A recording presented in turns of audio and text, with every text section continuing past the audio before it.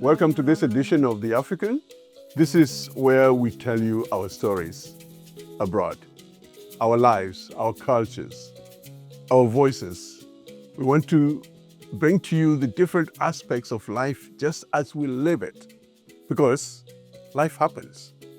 And today, I have a family, Michelle, with her two boys. Nosike and Namdi. Now, Michelle, tell us something about raising boys. For me, foremost, having boys, they are active. And they need to be involved in physical activities as well as academics, but definitely sports, arts, drama. Yeah. He took up drumming, he was doing trumpeting, and they were all doing soccer, and then he ended up also doing skating. So boys' activity.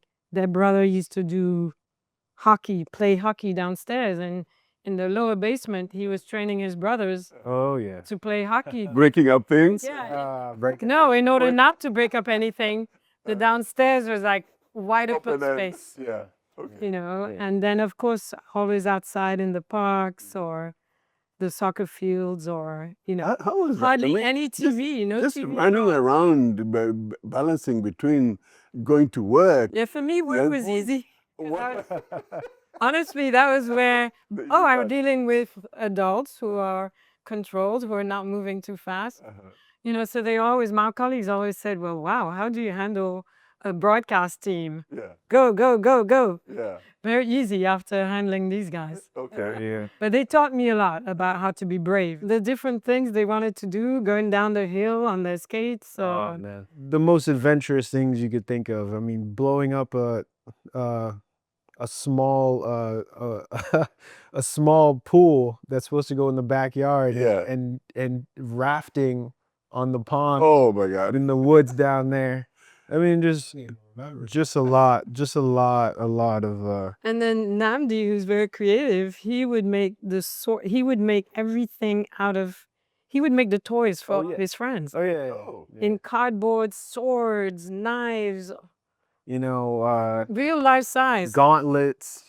And they would request what they wanted from him. Oh yeah, you name it, and he would be able to make it. And what's great is like we used to watch Japanese animation. Okay. Right. So there's a lot of I would say there's a lot of special trinkets and collectible type of items, whether it's a special shield or a sword or a gauntlet on your arm. Yeah. You know, it was duct tape, cardboard, a little bit of designing.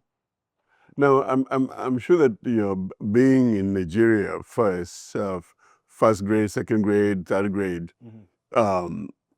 you were not exposed to as many toys as probably here. Yeah. Was that an influence that made you be more creative? Because I remember that because we didn't have toys, we had to make, do with the toys. Because our parents weren't so technology focused all the time, we were put in a position where we're used to use our imagination. To create a way of playing. Yeah, and just forced to be more creative. Yeah. And so I think that pushed us in a certain direction. We weren't a family that would watch a TV in the living room and then the ad comes on for whatever it is. And we're like, oh, we're going to get that. Oh, yeah, we're going to get that. And I think that is something that sometimes, parents get themselves into, a supply of toys. I was kind of nearly repulsed because we didn't grow up with all that. Our toys were outside. I grew up in Kenya. Oh, yeah. We had 5 acres in the back. And our toys were encountering turtles, encountering wild animals. Yeah. And we would create our own things with sticks and, so I would enter the toy store and I would come out with a big headache. Like, no, I don't know what to do with that. And they knew. I said, I'm not indulging you guys. Usually when we went, we had one thing in mind. and we went inside the store. Yeah, so one thing. We get what we had wanted for a long time, and then we'd be out of there. Yeah. You know, And it's I not- really no- had no problems with that. I was like, you have one thing on your list when we enter these places, and that's it. The rest they have to handle themselves. I So mean, those aisles. I mean, remember the Toys R Us up in Langley Park? Those aisles were like, they were so tall. Well, maybe because we were young at And that then as a kid, it's like, as a kid.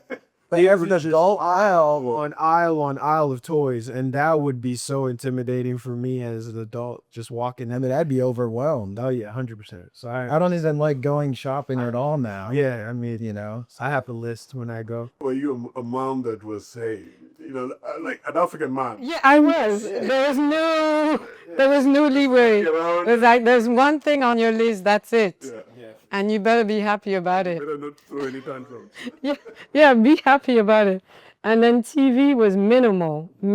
We had the local channels, like Right. maybe 60. But I mean minimal in the time to watch. Yeah. Right. Because I really felt that they would do better outside or with other kids and so on. So now you're back from Nigeria, you're here, all that is happening. School is different. The teachers are probably different. The approach to, to learning is a little different. Yeah. How did you adjust to that? I think being young, you just adapt very quickly. But especially we were like 5, 6, 7, 8 years old. Yeah. So you don't really, the differences you don't really get affected as much. Yeah. I will say later on when we went to school in Nigeria, we were older, later in our teenage years, I think that was when you notice. Oh, yeah. And you're more aware of the changes. But I think being such a young age, it's like, I almost barely even remember like the change. They had corporal punishment in the school that they were in, a Montessori school in Lagos, Lekki.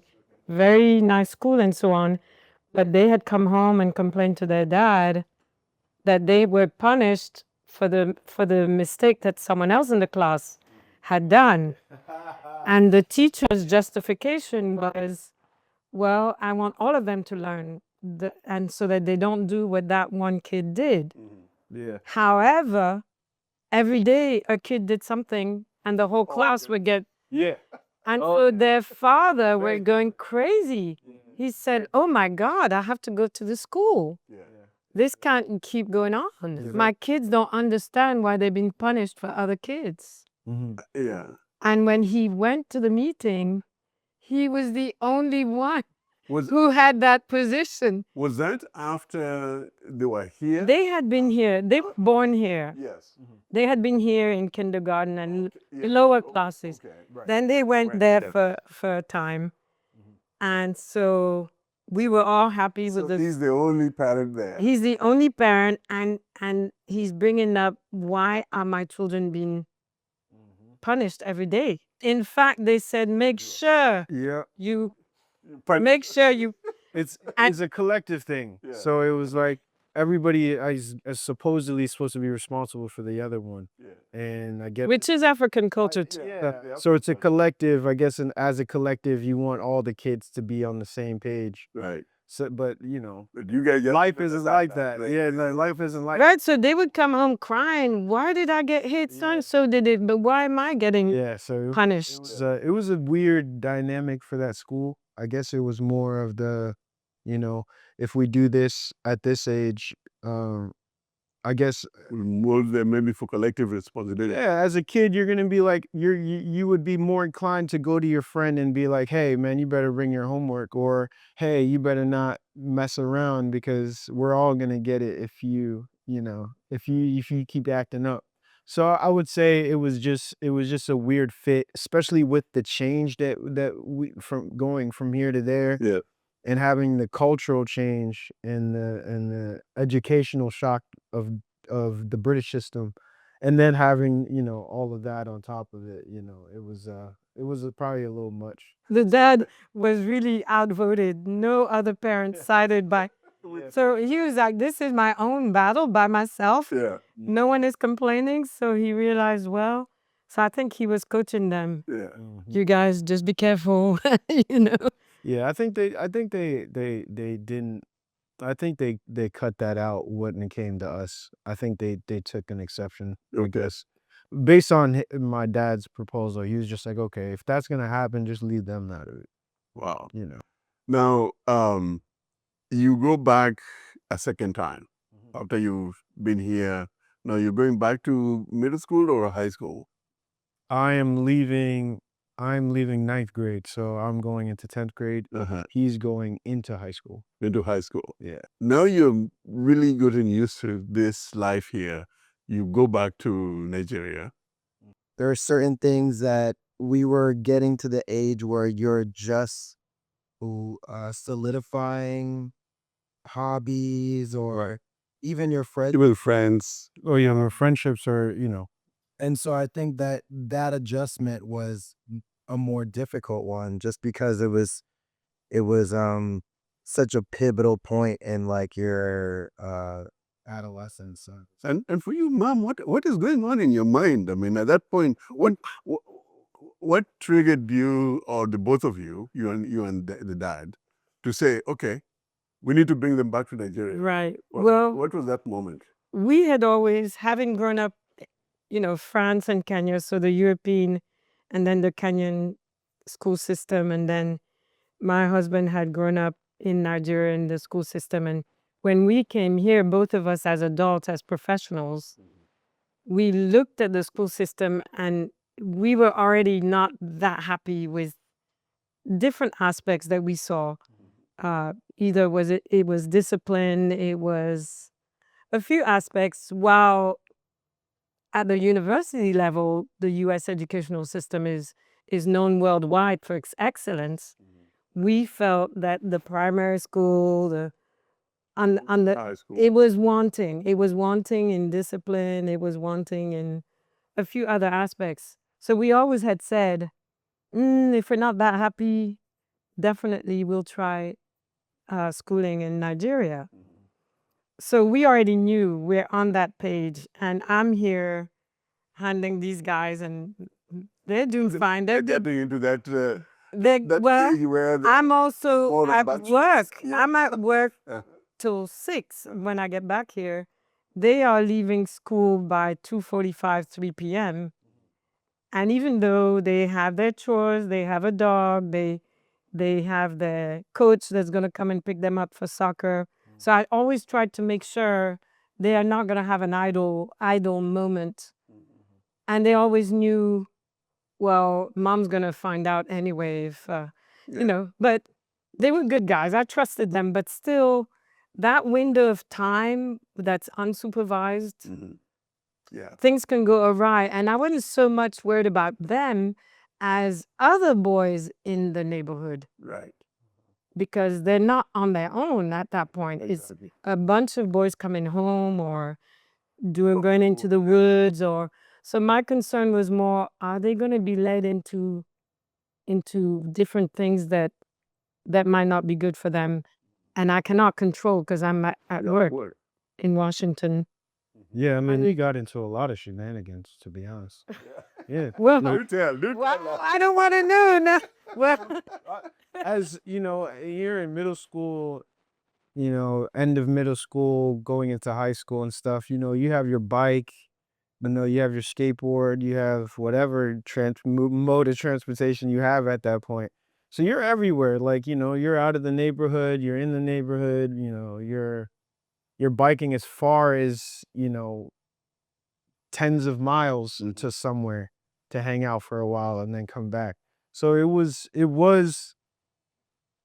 great in the sense where you know, there was a lot of camaraderie between our friend groups, which was great. So it blended really well. Yeah, so it was I'd say it was probably shocking. Sometimes she would come home, something's broken. Yeah. Maybe the neighbor's window is broken. I mean, we broke that window maybe 4 times playing soccer in the backyard. Yeah. At least four times. You or him? Oh, both. I mean, anybody. Right. Whoever's playing in the backyard. And then, I'd come home, I'd go to my bathroom, toilet seat's broken.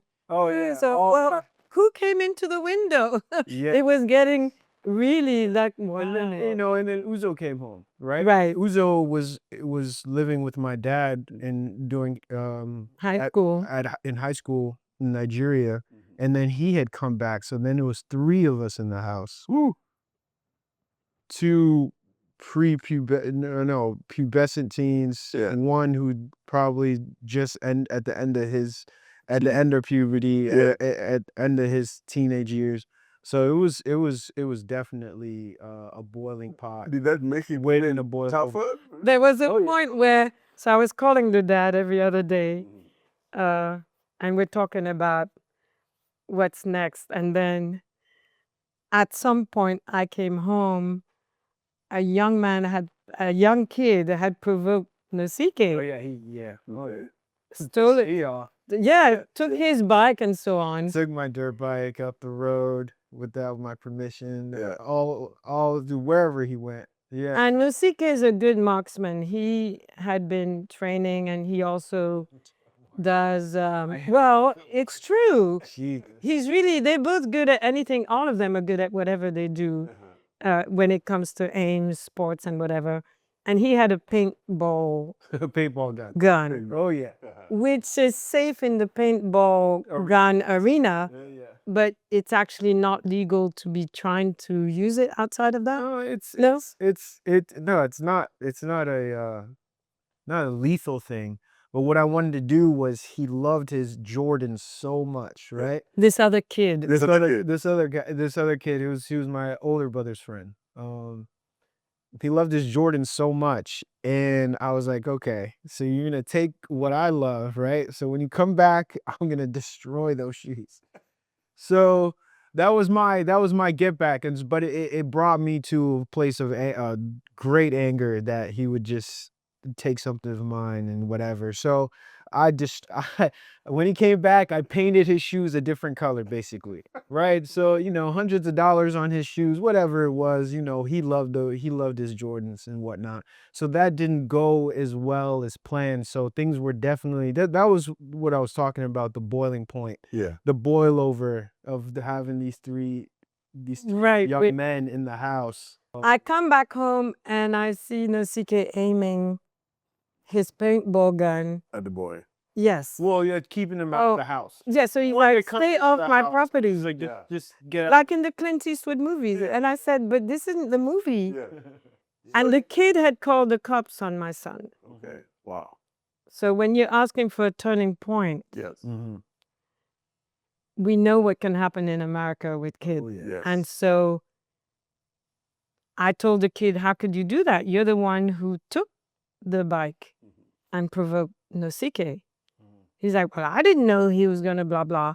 So I called the cops. So as we're talking, the cops are coming down the road. Wow. I tell Nosike, go back inside and put away your paintball Yeah. gun and close the door. So the kid, by then, having seen me, the parent, he's like, okay, well, I apologize.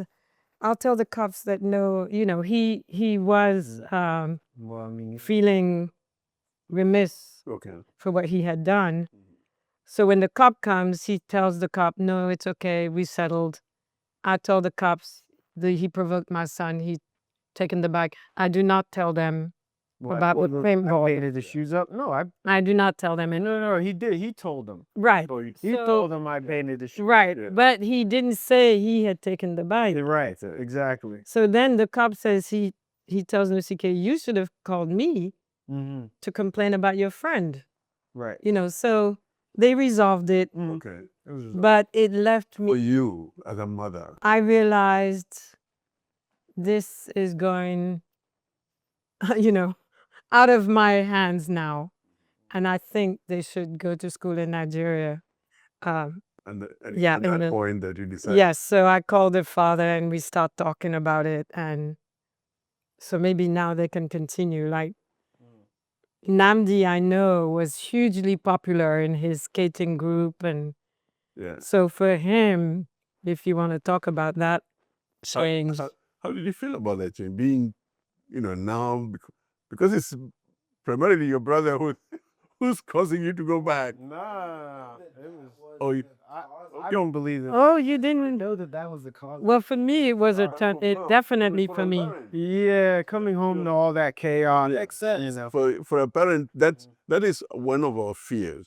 I have two boys, and the time, and I've said this somewhere before, the time that I was most afraid is when the two of them started driving. No, yeah. And they are going out there by themselves. Yeah. And sometimes they want to go and see their friends at night. And as a parent, I'm thinking about everything that's happening in the country. Right. And my sons are out there in the car. So from a mother's perspective, I can understand. Funny thing, when you come back from anywhere international, you kind of enter the bubble of the U.S., right? The bubble that the Americans don't leave, but the outside world is constantly looking at. So it was a weird thing getting back into that bubble and seeing the perspective of like people who really didn't know much about anything outside of what they were doing day to day, just common knowledge, let's say their insight into different topics, very limited, so when you're talking, like when I go back into class and I get back into class and we're talking about different topics and theorizing with the teacher, a lot of people's perspectives don't go very far, and you start to notice that that they're very closed-minded. Okay. And the difference is there, between Black Americans, Africans, and then you have all the other cultures as well. But there was always like a very weird divide between African kids and Black kids. But did you feel like you're being like there's a certain expectation of where you should fit within that narrow define? Yeah, of course. Of course there is. There's an expectation, there's a little bit of pressure, right? There's a little bit of pressure. I mean, I think it just depends. On whoever is around type, Because we're part of so many different cultures, You're right. and it made it hard to, at least me personally, it made it hard for me to place myself anywhere. Yeah, 100%. Because I can relate to someone who's Black American, but then I can also relate to someone who's African. You're right. But someone who's African might not even perceive us as African Right. entirely. But little do they know we've lived there, and even they might not have. They may not have been there. They might have been raised in an African household in America, Right. but they only visited. They've never actually lived there. They've never actually been actually in the school system. They've never actually experienced these things. So I've had people who are African be like, "Oh, I didn't even know you were such and such." And it's like, yeah, that's a massive part of my identity, but I think it's because of the multicultural background. Yeah. I think we've seamlessly fit into several different spaces. To be honest, I was a nomad of any of the cult spaces that are agricultural things. I hung out with Vietnamese people, Hispanic people, white people, Black people, African people, and I was able to kind of, and that was what I was talking about the other day when I was saying like we're more international kids than any specific Nigerian kids or U.S. kids. Just like mom here. Yeah, and I'm guilty. Mom is a person of the I'm us. guilty. Yeah. But then I will say thanks to my parents, Yeah. who in the 60s already knew they wanted to work in Africa, which when I think of it now, it wasn't like the world of today where we're so familiar with everything. It was really far. Yeah. When my mother left, her family thought my dad took her away, and where did he take her? Far. Almost In those days, Unfathomable. it was nearly unforgivable. They just said, why did this foreigner marry our daughter and then Take away. took her? And then, but my parents never missed. My dad went back to Trinidad 15 years later. My mom went back to the US. She came back for a funeral, but she literally spent 25 years away. Right. From the US. Yes. Yeah. And was very comfortable in Kenya. Yes, she was. So, you know, You leave the but bubble. her family couldn't understand that. Yeah. And so for me, it was simpler. For us, Kenya was home Yeah. because that's where our mother decided to remain. In Kenya. Yeah. Wow. She wasn't interested in coming back here at all. She could write people. She came for a funeral, went back, you know. And for you, did you find it a way that you formed out a relationship with your mother's family here? It took a long time to bond with them. So they called us the African cousins. Yeah. I bet. That was it. Oh, They yeah. said, oh, those African cousins, Yeah. with a bit of disdain, Yeah. which of course we didn't understand. So that was hardship when I first came here Yeah. because we had admired African Americans from far, Right. Michael Jackson and everybody. And then when I came and I kept saying that my home was really Kenya or the continent, that's where I felt they were shocked. That how could you, why are you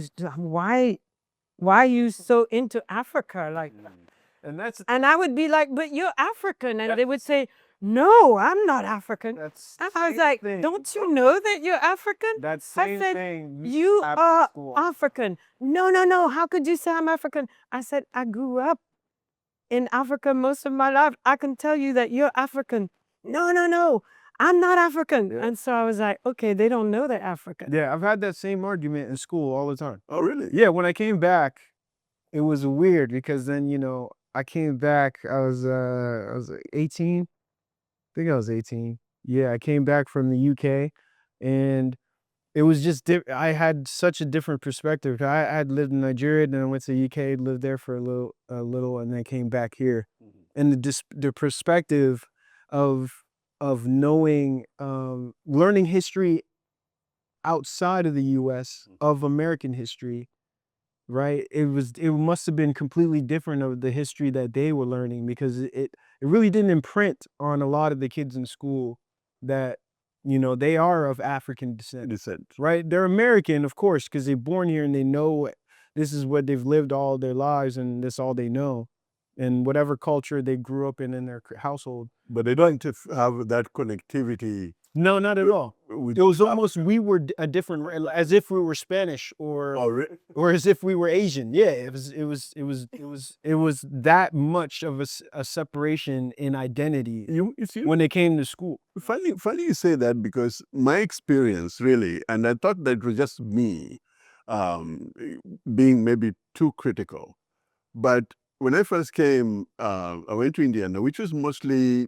not very mixed, but Yeah, predominantly white. predominantly white. Yeah. But so the first instinct is to find people who look like you. I think it just 100%. That's Right.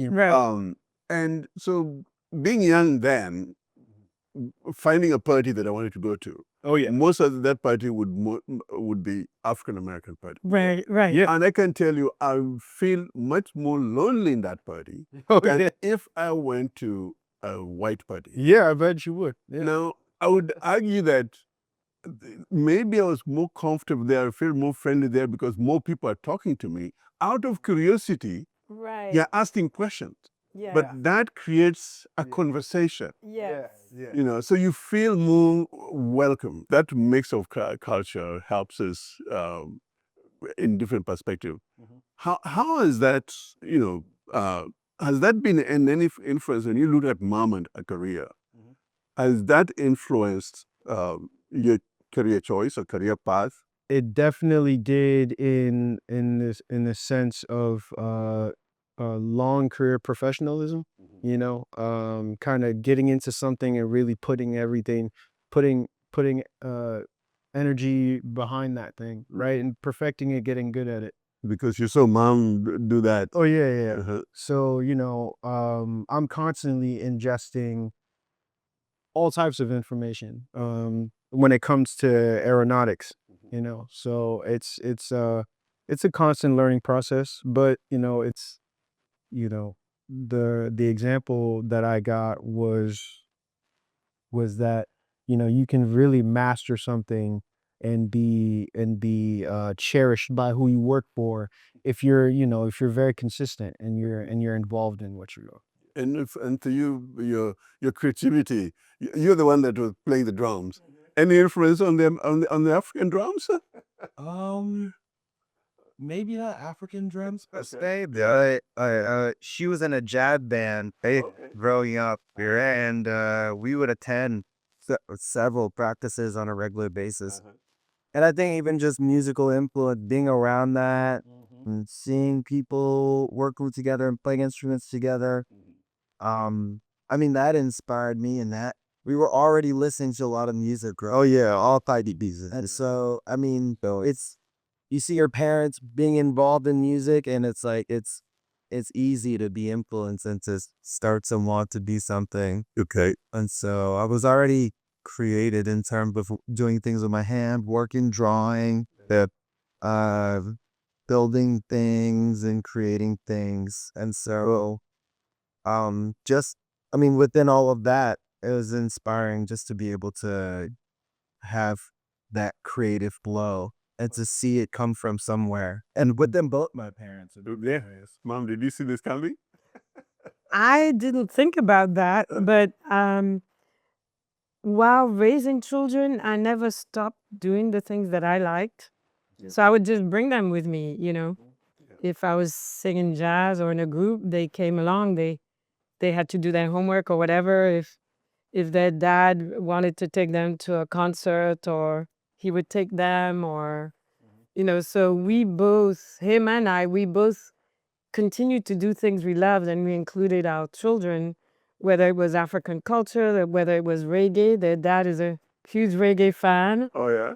And so he was very happy to visit Trinidad and wanted to go to Jamaica. And so they got some of that love of reggae through him. Yeah. Finally, the influence of the music that parents play. Absolutely. Yeah. You see, I played a lot of Lingala music, and Swahili and Luo music, because that's where my original tribe. Yeah. And that time the kids would go, Dad, whatnot.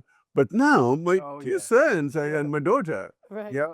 That's how that's what they're playing now. Right. They don't understand the word of it, but they're Right. playing it. Right, right. In their playlist. Yeah, absolutely. When my son, he says, Dad, you want to put your playlist or should I put mine? Right. Right. Yeah. He called me from a cab in London Uh-huh. and said, Mom, they're playing Ella Fitzgerald in the cab. Oh yeah. And I think he was singing along all the songs, and the cab driver was like, what? He didn't expect that someone like Nosike would know Ella Fitzgerald songs. So, Mom, how do you feel now that, I mean, I think we talked about earlier about you thinking about retiring. Oh. And they are just getting into their, into their profession. It feels like I want to go back home somewhere, and I keep thinking, okay, Kenya, Jamaica. I keep just going around in my head, where do I want to be? But this is also home. Yes. And I've acknowledged that I'm very comfortable here too. And we are in a very diverse area. Maryland is very diverse. Very much so. So, it doesn't matter where I am. I know they'll come and visit me wherever I am. Oh yeah, for you. Wow. Yeah, it's interesting. The only media I consume now is like free media, like VOA and like NPR and different things like that. So I realized that I definitely we fell asleep to all of that. We didn't have a TV in the room. Okay. We had a radio in the middle of the two beds. Oh, this is in Nigeria. No, this is here. Oh, yes, here too. So That's all I would allow them. yeah. So A radio. No TV. free media, like free media with. When you think of it, I was a bit radical. No, but I mean, it's the same reason why now I come home and I put on the radio.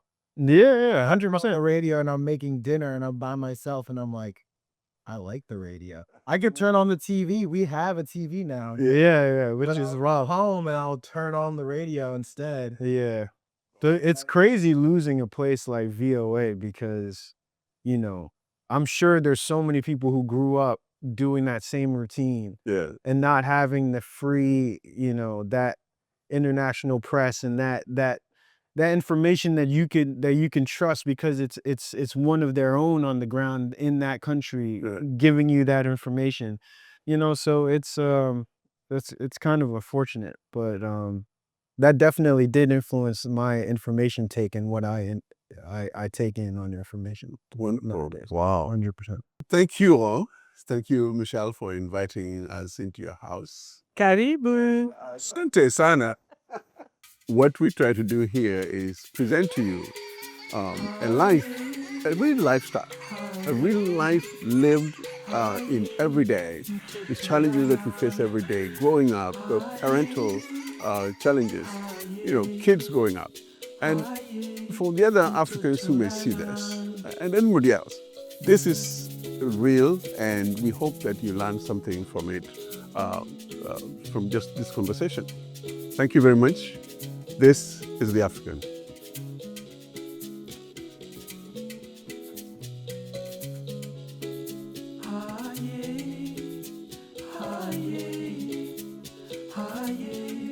Mtoto lala